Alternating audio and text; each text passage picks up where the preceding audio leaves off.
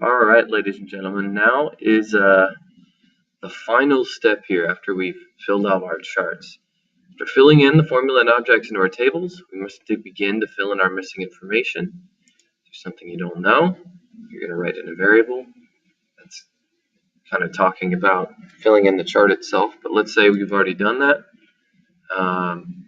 You have to write an equation using your table. So usually you're either going to add or subtract things in your table to get some kind of total amount, or you're going to set things equal to each other. Now, the real question is which of it is. Are you going to be adding things, or are you going to be putting them equal to each other? I will give you a hint. Usually when we're dealing with money, we're going to be adding to some kind of total, right? Or some kind of total amount of money. We'll hit money problems more in depth probably on Wednesday, but do keep that in mind that money usually you add, whereas other things you might set equal. Let's take a look at a couple examples. Here's a problem that's already been done for you. The table has been filled out. But looking back at the problem, it says a second rectangle, which is 8 centimeters longer and 3 centimeters narrower than the first, has the same perimeter. That right there, that word same, tells me equal. In other words, the perimeters are going to be equal. So what am I going to do? My equation will just be what I got for the first perimeter set equal to the other perimeter. So when I say the word set equal, what I literally mean is to take those things in the table and put an equal sign between them. Now, as far as pulling information out of the table, that can be a little tricky and just take some practice. Here's another example. Elliot paid $1.50 for a dozen for some flowers. He bought all but 5 dozen of them for $2. His profit was 18 dozen.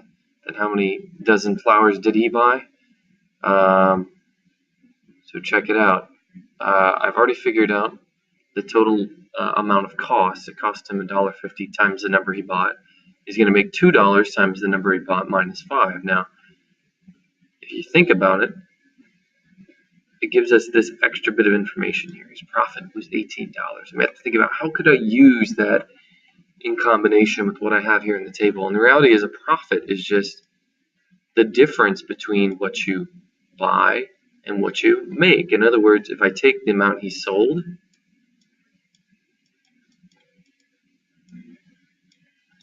and I subtracted how much he bought, I would get the $18. So again, it has to do with money.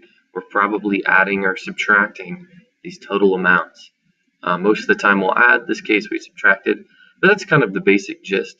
I want you now to practice in your packet trying to decode some of these tables, writing the equations, and then in the end you'll try to put this all together and just actually write the table, fill in the table, and write and solve the equation. But for now, let's focus on just writing the equation from the table. Thanks, guys.